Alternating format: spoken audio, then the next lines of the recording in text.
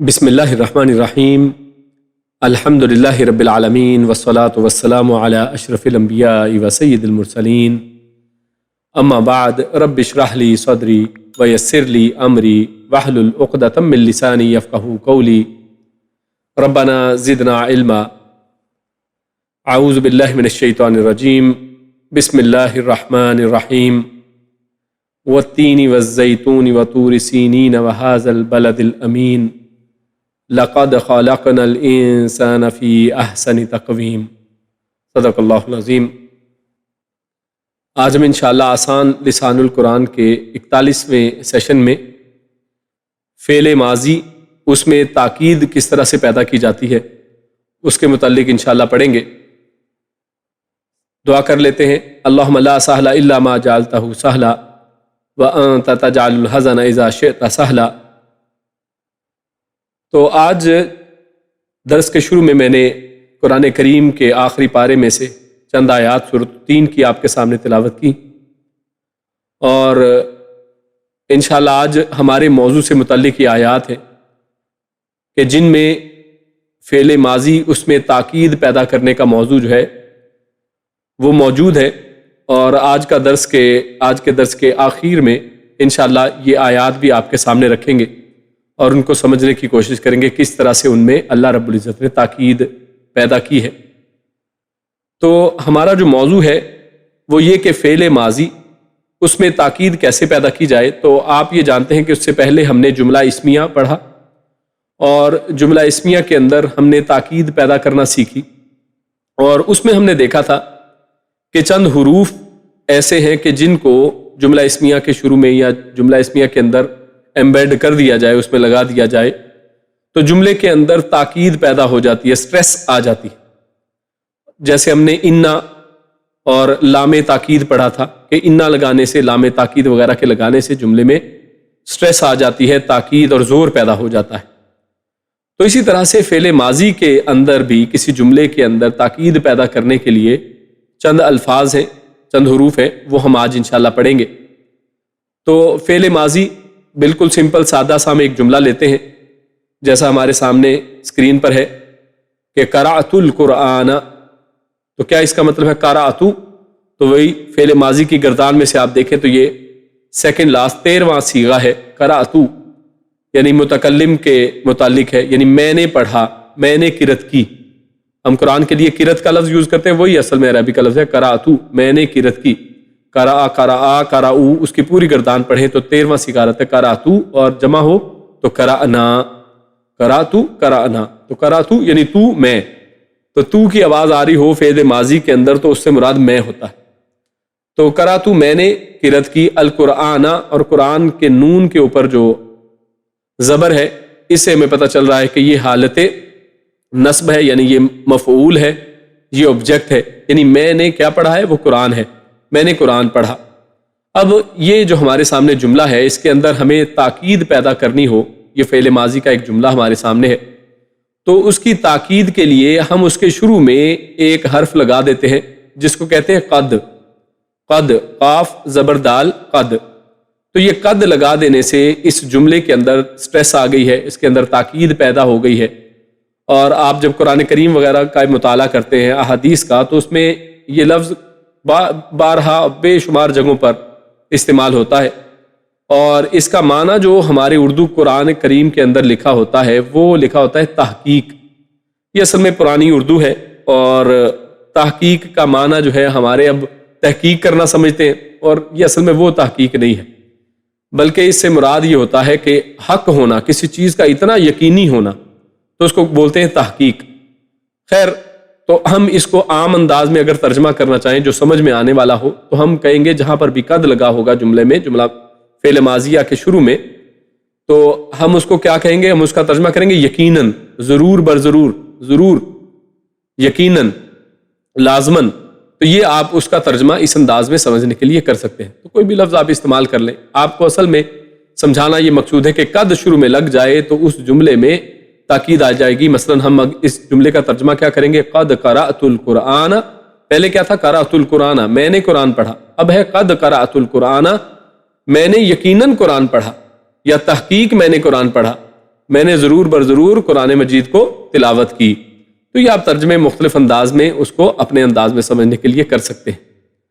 اب ہم نے جیسے جملہ اسمیہ کے اندر اگر مزید تاکید کرنی ہوتی تھی تو انا کے بعد ہم جملے میں لام تاکید کا بھی اضافہ کر دیتے تھے. تو فعل ماضی کے اندر بھی وہی لام تاکید جو ہے یہاں پر بھی فائدہ دیتا ہے. تو اگر ہم قراءۃ القرآن میں مزید تاکید پیدا کرنا چاہتے ہیں، قد ہم نے پہلے لگا لیا، تو اب ایڈیشنلی ہم کیا کرتے ہیں، اس میں لام کا بھی اضافہ کر دیتے ہیں، لام زبر، یعنی یہ لام تاکید کہلاتا ہے. تو لام تاکید کو قد کے ساتھ ہم لگا دیتے ہیں، تو یہ کیا بن جاتا ہے، لقد قرأت القرآن. اور لقد قرأت القرآن کا مطلب کیا ہوگا، یعنی یقیناً، بہت یقین کے ساتھ، یعنی ضرور بر ضرور، یعنی ایک دفعہ ضرور کہنے کے بجائے آپ 2 دفعہ کہہ دیں، یعنی اس کے اندر مزید سٹریس آ گئی ہے. یا اصل بات تو یہ ہے کہ عربی زبان کے جو جملے ہیں، عربی کی جو زبان ہے، اس کو اردو زبان کے اندر ترجمہ کرنا اصل میں جیسے کہتے ہیں سورج کو چراغ دکھانے کے برابر ہے. یعنی یہ عربی زبان بڑی فصیح و بلیغ زبان ہے، اس کا ایگزیکٹلی آپ اردو میں ترجمہ نہیں کر سکتے ہیں، لیکن آپ بس اس کو سمجھ لیں، یعنی اس کو محسوس کر سکتے ہیں کہ لقد لگنے سے اب اس کے اندر مزید سٹریس اور مزید اس میں تاکید اور زور پیدا ہو گیا ہے. لقد قرأت القرآن، میں نے ضرور بر ضرور قرآن مجید کو پڑھا، یقیناً بے شک میں نے قرآن مجید کی تلاوت کی. تو یہ اس کا ترجمہ ہے. اب اس میں ایک بات بس مزید سمجھنے والی ہے، وہ یہ کہ جب لقد لگایا جاتا ہے تو اس میں اکثر جو ہے اس سے پہلے قسم بھی کھائی جاتی ہے. اکثر آپ کو قرآن کریم میں بھی قسمیں بھی ملیں گی اس سے پہلے. تو جیسے مثال کے طور پہ اسی کے اندر ہم لگانا چاہیں، لقد لگایا تو اس سے پہلے ہم قسم کھا لیں گے. تو قسم کے لیے ہم کیا کرتے ہیں، واو قسمیہ، یعنی حروف جارہ میں سے حرف جر واو جو ہے وہ قسم کے لیے استعمال ہوتا ہے. تو ہم کیا کہیں گے، واللہ، یعنی اور آپ کو معلوم ہے عقیدے کا موضوع ہے کہ قسم سوائے اللہ کے کسی کی کھانی نہیں چاہیے، کسی کی کھائی نہیں جا سکتی ہے، کہ انسان اللہ کو چھوڑ کر اس کی مخلوقات میں سے کسی کی قسم کھائے تو یہ جائز نہیں ہے. اور ہمیں دین اسلام نے یہی تعلیم دی ہے کہ اللہ کی قسم کھائی جائے اگر کھانی ہو. تو لہٰذا قسم اگر کھانی ہو، مزید تاکید پیدا کرنے کے لیے، اپنے بات کے اندر مزید جو ہے زور پیدا کرنے کے لیے، تو شروع میں قسم کھا لیں گے، واللہ لقد قرأت القرآن، یعنی اللہ کی قسم کہ یقیناً میں نے قرآن مجید کو پڑھا ہے. تو اس انداز میں بات کی جائے گی. تو یہ واللہ لگانے کے سے شروع میں ایک مزید تاکید آئی. تو اب اس جملے کے اندر ہم اگر غور کریں تو کتنی تاکیدیں ہیں. ایک واو کی تاکید ہے، یعنی قسم کھانے سے، اور قسم کس کی کھائی ہے، اللہ کی، تو لہٰذا اس میں تاکید مزید بڑھ جاتی ہے. لام تاکید ہے پلس قد جو لفظ ہے وہ خود تاکید والا لفظ ہے. تو 3-4 تاکیدیں یہ ہو گئی. اور اگر یہ بات قرآن مجید میں کہیں کسی جگہ پر آئی ہو، یا قرآن مجید میں جو بعض مقامات پر اللہ نے لقد اور شروع میں قسم کھائی ہے، تو اس میں اللہ کے کلام، یعنی کون بات کر رہا ہے، وہ اللہ بات کر رہا ہے. تو اس بات کرنے والے کی طرف سے بھی ایک تاکید ہے کہ بات کرنے والے کو بھی دیکھا جاتا ہے بعض اوقات کہ بات کرنے والا اگر اتنا زبردست ہے تو یقیناً اس بات کے اندر ضرور کوئی بڑی بات ہوگی. تو یہ تاکید کے لیے بات کرنے والے کی اہمیت کو بھی اس میں اندازہ لگایا جا سکتا ہے. خیر آگے چلتے ہیں. اس میں ایک نوٹ بھی آپ غور کریں اس کے اوپر اور اس کو نوٹ کر لیں اپنے پاس کہ ہم نے یہاں پر 2 طرح سے تاکید پیدا کی ہے، ایک قد کے ساتھ اور ایک لقد کے ساتھ. بہت ہی آسان تھا، موضوع اصل میں اتنا ہی ہے. ہم اس کو اب مزید سمجھنے کی کوشش کرنے لگے. قد لگائیں گے تحقیق اور تاکید پیدا ہو جائے گی، سٹریس آ جائے گی. لام تاکید ساتھ لگا دیں گے، تحقیق اور تاکید مزید بڑھ جائے گی. ساتھ واو قسمیہ بھی لگایا جا سکتا ہے، جیسے واللہ، اللہ کی قسم کھا کر بات شروع کر دی گئی ہے قسم کے ساتھ. لیکن جب قد کے ساتھ ہم جملہ بناتے ہیں، کوئی فعل ماضی کا قد ہو استعمال ہوا ہو فعل ماضی کے اندر، تو بڑی ہی اہم بات ہے وہ نوٹ کر لیں کہ ہم نے اوپر کیا پڑھا تھا، قد قرأت القرآن. ہم نے ترجمہ کیا کہ یقیناً یا ضرور میں نے قرآن مجید کی تلاوت کی، یعنی جملہ ماضی کا ہے اور قد لگانے سے صرف ایک اس میں نے سٹریس ڈال دی ہے. لیکن قد جب ماضی کے ساتھ لگ جاتا ہے تو اس ماضی کے جملے کو ماضی قریب کا معنی بنا دیتا ہے، ماضی قریب کا جو معنی پہنا دیتا ہے. یعنی اب اس جملے کا ترجمہ آپ اس طرح بھی کر سکتے ہیں کہ جیسے ماضی قریب میں کوئی واقعہ ہوا ہو. جیسے انگلش زبان میں ہم سے کیا کہتے ہیں، پریزنٹ پرفیکٹ ٹینس جس کو ہم کہتے ہیں، یعنی جیسے ابھی یہ کام ہوا ہو تو آپ کیا کہتے ہیں، چکا وغیرہ، اور اس طرح کے اس میں لفظ لگا دیتے ہیں. تو ہم اسی انداز میں اس کو مزید سمجھنے کی کوشش کرتے ہیں کہ ماضی قریب کا معنی جو ہے یہ قد کس طرح سے پیدا کرتا ہے۔ تو آپ قرآن کریم کی ایک آیت ہی کو لے لیں، اللہ رب العزت سورۃ البقرہ آیت نمبر 134 ہے، اللہ فرماتا ہے تلک امۃ قد خلت، کہ وہ کچھ امتیں تھیں یا کچھ لوگ تھے، قد خلت۔ اب قد خلت کا مطلب اگر ہم یہ کہیں جیسے ہم پہلے کر رہے تھے کہ ہم فعل ماضی ہی رکھیں اس کو، تو ہم کیا کہیں گے؟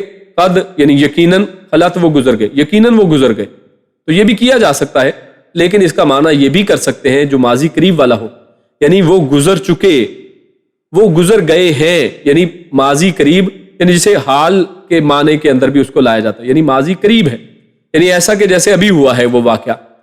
تو قد خلت وہ گزر چکے ہیں یا وہ گزر گئے ہیں، وہ گزر چکے ہیں، تو اس معنی میں بھی اس کا ترجمہ کیا جا سکتا ہے۔ تو دونوں یعنی قد لگانے سے اس کو ماضی قریب کا مفہوم اس کے اندر آ جاتا ہے جملے کے اندر، تو یہ بھی اس کے اندر ایک فائدہ ملتا ہے۔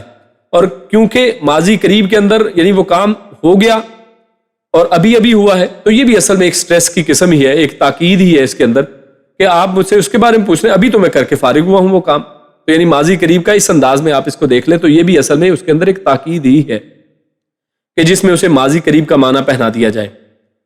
تو ہم مزید مثال لیتے ہیں، مثال کے طور پہ ہم کہتے ہیں ابھی جو اوپر مثال یہ قد قرأت القرآن، تو ہم اس کا ترجمہ کیا کر سکتے ہیں کہ میں قرآن پڑھ چکا ہوں، میں نے قرآن پڑھ لیا ہے، تو یہ دونوں ہی ترجمے اس کے کیے جا سکتے ہیں۔ اس کے ساتھ ساتھ کہ اگر کوئی انسان یعنی، اور یہ ریفرنس ٹو دا کانٹیکسٹ، یہ جملے کے مطابق جو بات چل رہی ہے اس کے مطابق آپ ترجمہ کریں گے کہ اگر بات چل رہی ہے اور وہاں پر یقیناً کا معنی پیدا کرنا ہے تو یقیناً کا لفظ استعمال کر لیں، ضرور کا معنی استعمال کر لیں، اور اگر جملے کے اندر اس طرح سے مفہوم ہو جیسے اس آیت کو ہم نے اوپر دیکھا، تو اس میں ہم میں قرآن پڑھ چکا ہوں، میں نے قرآن پڑھ لیا ہے، وہ گزر چکے ہیں، یعنی وہ لوگ گزر چکے، تلک امۃ قد خلت، یعنی وہ کچھ لوگ تھے جو گزر چکے، لہا ما کسبت ولکم ما کسبتم، ان کے لیے وہ کچھ تھا جو انہوں نے کیا، جو کمایا انہوں نے کمائی وہ ان کے لیے تھی، اور جو تمہارے لیے وہی ہے جو تم نے کمایا، ولا تسألون عما كانوا يعملون، اور تم سے ان کے عملوں کے بارے میں سوال نہیں کیا جائے گا۔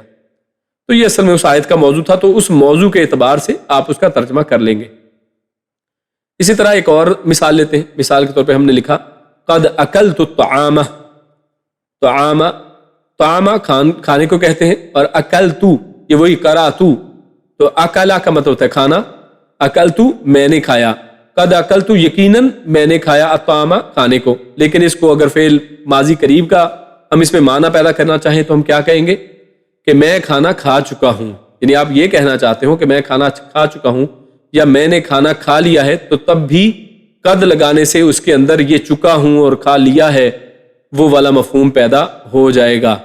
تو قد لگانے سے دو ہمیں فائدے ملتے ہیں، ایک تو اس کے اندر تاکید والا معنی آ جاتا ہے، یقیناً کا لفظ ہم استعمال کر سکتے ہیں اس کے ترجمے میں، یا پھر ہم اس کو ماضی قریب کے معنی میں استعمال کر سکتے ہیں، قد اکلت الطعام میں کھانا کھا چکا ہوں یا میں نے کھانا کھا لیا ہے۔ اسی طرح ایک جملہ ہم لیتے ہیں، اب اردو سے عربک کی طرف جاتے ہیں، سورج غروب ہو چکا ہے، تو ہم کیا کریں گے؟ اب اس کا عربک ترجمہ کیسے کریں گے؟ شروع میں کیا کریں گے؟ ہو چکا کا معنی لانے کے لیے ہم شروع میں قد لگا دیں گے، قد، اور غروب ہونا تو غربا غروب ہونا، لیکن یہاں پر غربت ہم نے لگایا ہے شمس کے ساتھ، کیوں؟ شمس سورج کو کہتے ہیں، کیونکہ سورج جو ہے وہ یعنی غیر جاندار جو چیز ہے، اور یہ کون سا مؤنث ہے؟ یہ اصل میں سمائی مؤنثوں میں سے ہے، یعنی وہ مؤنث جو اصل نہیں ہے اور غیر عاقل چیز ہے، اور غیر عاقل کے لیے ان میں ہم نے دیکھا تھا کہ جو سورج ہے وہ اس کیٹیگری میں آتا ہے کہ جس کو ہم مؤنث کنسیڈر کرتے ہیں، یعنی عربوں نے ہمیں بتایا کہ یہ مؤنث ہم اس کو بولیں گے، کیونکہ ہر زبان میں بعض الفاظ مذکر یا مؤنث جو غیر عاقل ہوتے ہیں ان کو استعمال کیا، جیسے کرسی اردو میں مؤنث ہے لیکن عربی زبان میں ہم مذکر کے طور پر لیتے ہیں، اسی طرح شمس سورج جو ہے وہ مؤنث ہوتا ہے، تو اسی لیے ہم نے صیغہ نمبر 1 یا 4 میں ہمارے پاس آپشن تھی، تو ہم نے صیغہ نمبر 4 یعنی رول اور ریگولیشن کو فالو کرتے ہوئے ہم نے غربت لگا دیا، تو قد غربت الشمس، یعنی یقیناً سورج غروب ہو گیا، یا پھر کہہ سکتے ہیں کہ سورج غروب ہو چکا ہے، یعنی ہو چکا ہے کے اندر بھی دیکھیے یقین کا ایک مفہوم ہے کہ وہ ہو چکا ہے۔ اور اس کو پڑھا کیسے جائے گا؟ ہم نے یہ پہلے بھی بات ڈسکس کی تھی کہ غربت آگے اگر اگلے فعل ماضی کا جو صیغہ ہے اس کے آخری حرف کے اوپر اگر سکون ہے تو ہم اس کو زیر کے ساتھ بدل دیں گے، اگر آگے جوڑنا ہے تو جوڑنے کے لیے زیر آ جائے گا، یعنی ہم اس کو کس طرح پڑھیں گے؟ قد غربت الشمس، سورج غروب ہو چکا ہے، قد غربت الشمس، سورج غروب ہو چکا ہے۔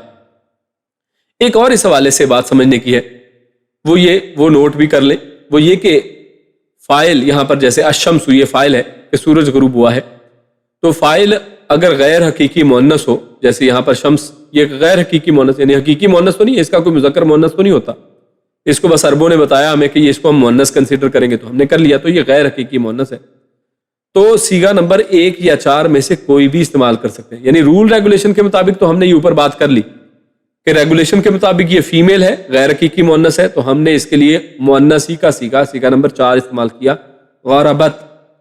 لیکن اس کے لیے ہم غربا یعنی صیغہ نمبر 1 جو مذکر کے لیے ہوتا ہے وہ بھی استعمال کر سکتے ہیں۔ وجہ کیا ہے؟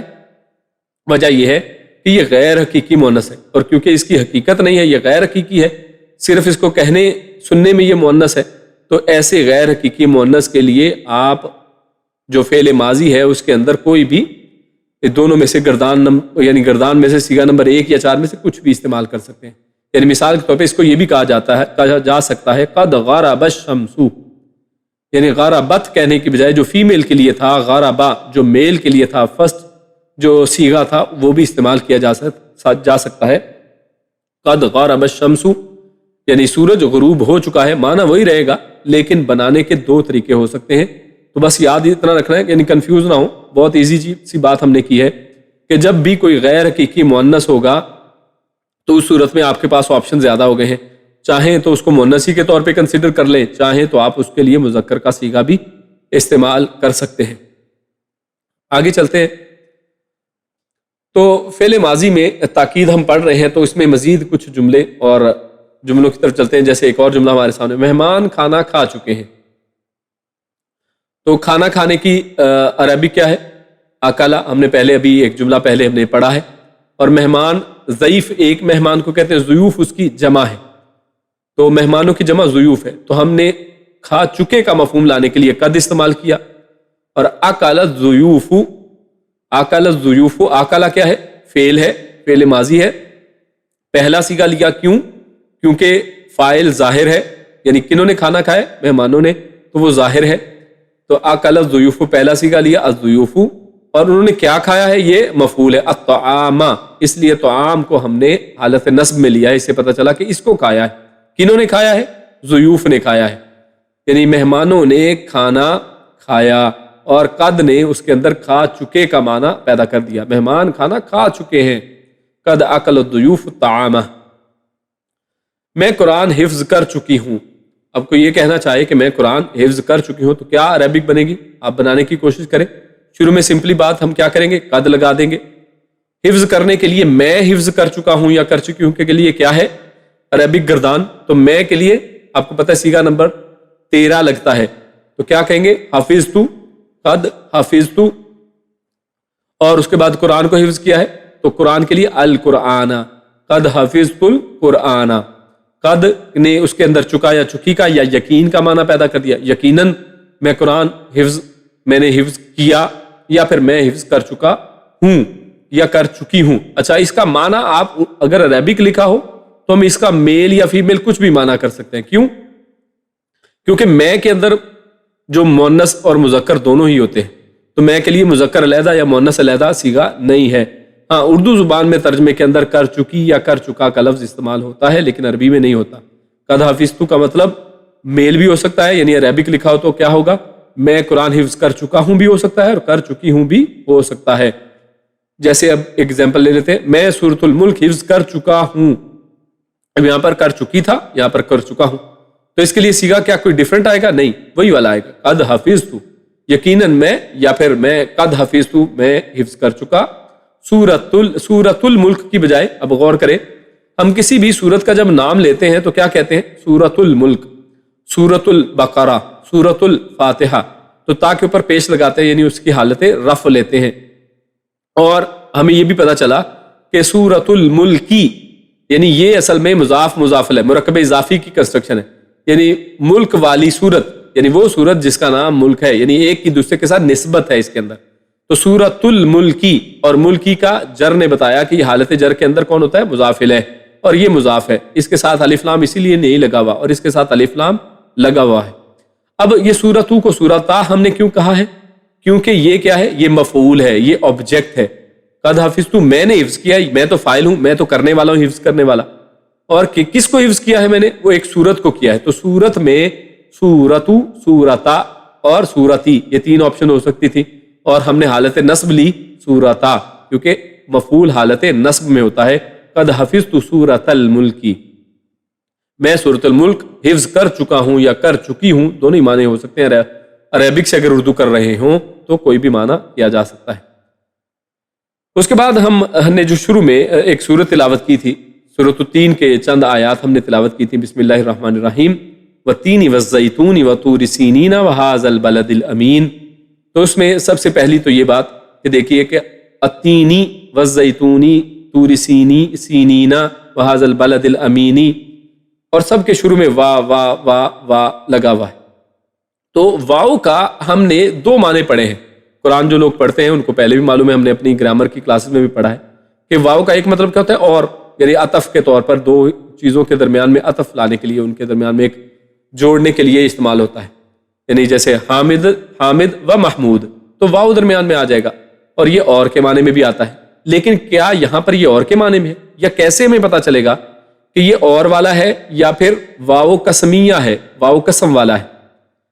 کیونکہ واو دو طرح کے ہیں، ایک اور کے معنی میں آتا ہے اور ایک قسم کے معنی میں آتا ہے، لکھنے میں ایک جیسے ہیں، لیکن ہمیں پتہ کیسے چلے گا؟ کیونکہ واو جو قسمیہ ہے یہ حروف جارہ میں سے ہے، جو اپنے بعد آنے والے اسم کو حالت جر میں لے جاتا ہے۔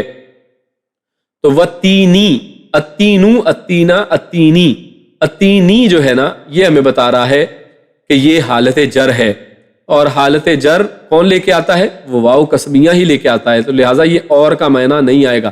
تو آئندہ آپ نے یہ بھی ایک وجہ جان لی کہ کس طرح سے ہمیں پتہ چلتا ہے کہ یہ واو اور کے معنی میں آئے گا یا قسم کے معنی میں آئے گا۔ تو آپ نے غور کر لینا ہے کہ اس کے بعد جو واو کے بعد جو حرف لفظ آ رہا ہے وہ حالت جر کے اندر تو نہیں ہے، اگر وہ حالت جر میں ہے تو وہ واو قسمیہ ہوگا۔ تو خیر یہاں پر قسم کھائی گئی ہے، والتینی قسم ہے تین کی، والزیتونی اور قسم ہے زیتون کی۔ اللہ نے قسمیں کھائی ہیں دو یہاں پر ایک ہی آیت میں، اور دوسری آیت میں وطور سینین، اور پھر طور سینین۔ یہ طور سینینا بھی مرکب اضافی کی کنسٹرکشن ہے، طوری سینینا، سینا والا طور، یا سینا بھی اس کو کہتے ہیں، سینا بھی کہتے ہیں، طور سینا آپ اردو میں پڑھا ہوگا، تو یہ وہی لفظ ہے اصل میں۔ اور طور سینا کی قسم، وہذا البلد الامینی، اور قسم ہے ہاذا البلدی، ہاذا البلدی۔ تو یہ دیکھیے یہ اشارہ ہے، مرکب اشاری ہے، اشارہ اور مشار الیہ، اور یہاں پر مشار الیہ کی حالت جر میں ہونے سے پتہ چل رہا ہے کہ یہ قسم والا واو ہے۔ اور قسم کس کی کھائی اللہ نے؟ اس بلد کی، الامین، یعنی مکہ مکرمہ کی اللہ رب العزت نے قسم کھائی ہے۔ تو یہاں پر دو شہروں کی یہاں پر قسم کھائی جا رہی ہے اور دو پھلوں کی قسم کھائی جا رہی ہے، اور بعض مفسرین نے یہ بھی کہا کہ یہ دو پھلوں کی نہیں بلکہ پھل جن علاقوں کے، یہاں پر بھی ان علاقوں ہی سے مراد ہے یہاں پر، یعنی شام اور یہ جو اوپر کے علاقے ہیں۔ تو خیر اللہ رب العزت نے یہ چار قسمیں کھا کر بات کیا کی ہے؟ اللہ نے کہا لقد خلقنا الانسان فی احسن تقویم، اور اصل میں ہم نے وہی جو بات کی تھی کہ لقد کے شروع میں آپ کو قسم بھی ملے گی، تو یہاں پر قسمیں آپ کو چار قسمیں مل رہی ہیں، اور پھر اللہ رب العزت فرما رہے ہیں لقد، یعنی ضرور بر ضرور، یقیناً، اور ساتھ قسم بھی ہے، اور کہہ کون رہا ہے؟ اللہ رب العزت کی ذات کہہ رہی ہے۔ تو اللہ نے کیا فرمایا؟ لقد خلقنا الانسان فی احسن تقویم، یعنی جو لوگ یہ کہتے رہتے ہیں کہ ہمارے اندر کوئی شر ہے، برائی ہے، اللہ رب العزت آپ کو ایک پازیٹیوٹی دے رہے ہیں کہ آپ اپنے اندر ایک پازیٹیوٹی کو تلاش کریں، کہ اللہ رب العزت نے تو انسان کو احسن تقویم، یعنی بہترین صورت میں، بہترین حالت میں، بہترین انداز میں اللہ رب العزت نے پیدا کیا ہے۔ تو ہمیں یہ کرنا ہے کہ اس بہتری کو، اس کو مزید نکھارنا ہے، اللہ سے دعا بھی کرنی ہے، اور اس قرآن و سنت کے ذریعے اور قرآن کریم کے ذریعے، حدیث رسول کے ذریعے اپنے اخلاق کو، اپنے حالتوں کو، اپنے چہروں کو، اپنے لباس کو، اور اپنی پوری زندگی کو اسی احسن تقویم جس کے اندر اللہ نے پیدا کیا ہے اس کے اندر رکھنے کی کوشش کریں، اس میں نکھار پیدا کرنا ہے۔ اور اللہ رب العزت سے دعا ہے کہ آج ہم نے یہ جو فعل ماضی کو پڑھا ہے، اور اس کے اندر سے ہم پڑھتے ہوئے آج ہم یہ جو اس آیت کے اندر آئے ہیں، اللہ رب العزت اس سب کی ہمیں سمجھ عطا فرمائے، اور اللہ رب العزت اس کے ذریعے سے قرآن مجید کے جو رموز ہیں اس کے اندر جو اللہ رب العزت نے قسمیں کھائی ہیں ہمارے سامنے، دیکھیے چار قسمیں کھا کے اللہ فرما رہا ہے کہ اللہ نے تو انسان کو بہترین پیدا کیا ہے، اس کے باوجود انسان مایوس ہو اس کے باوجود انسان جو ہے اپنے آپ سے وہ مایوس ہو کر وہ برائیوں کے اندر پڑ جائے کہ جناب ہم تو بہت گناہ گار لوگ ہیں تو اور ذرا زیادہ گناہ کرنا شروع کر دیں. نہیں، اللہ رب العزت نے ہماری سرشت کے اندر احسنی تقویم رکھی ہے، اور اللہ نے قسمیں کھا کر اللہ رب العزت نے تاکید کے ساتھ بڑی یقین کے ساتھ یہ بات کی ہے. تو ہمیں اللہ کی بات پر یقین ہے. اور آج کا جو ہم نے درس پڑھا ہے اس میں ہم نے قد، لقد کا استعمال، اور اسی طرح اس کے شروع میں جو قسم ہے اس کا استعمال، اس کی مختلف جو ہے مثالوں کے ذریعے سے اس موضوع کو سمجھنے کی کوشش کی ہے. انشاءاللہ اگلے درس کے اندر ہم جملہ فعلیہ کو کیسے منفی جملہ بنایا جا سکتا ہے اور اسی طرح سوالیہ وغیرہ کیسے بنایا جائے گا اس کو انشاءاللہ پڑھیں گے. اور اللہ رب العزت سے دعا ہے کہ اللہ رب العزت جو پڑھا سنا اس پر عمل کرنے کی توفیق عطا فرمائے. جزاکم اللہ خیر و بارک اللہ فیکم. السلام علیکم ورحمۃ اللہ وبرکاتہ.